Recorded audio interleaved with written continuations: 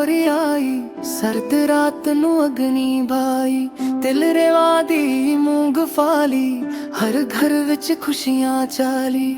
ਢੋਲ ਦੀ ਥੱਪ ਤੇ ਪਾਨ ਪਾਏ, ਨੱਚਦੇ ਕੁੜੀਆਂ ਨੱਚਦੇ ਜਾਏ।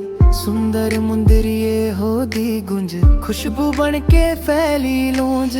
ਕਿਸਨੇ ਖੁਸ਼ ਨੇ ਫਸਲ ਤਿਆਰ, ਰੱਬ ਦਾ ਸ਼ੁਕਰ ਦਿਲ ਭਰ ਭਰ। ਮੱਕੀ ਦੀ ਰੋਟੀ ਸਰਸੋਂ ਦਾ ਸਾਗ, ਸਾਂਝੀ ਲੋਰੀ ਪਿਆਰ ਦਾ ਰਬ। ਬੱਚੇ ਹੱਸਦੇ ਬੁੱਢੇ ਮੁਸਕਾਏ, ਪਿੰਡ ਸ਼ਹਿਰ ਇੱਕ ਰੰਗ ਚ ਆਏ।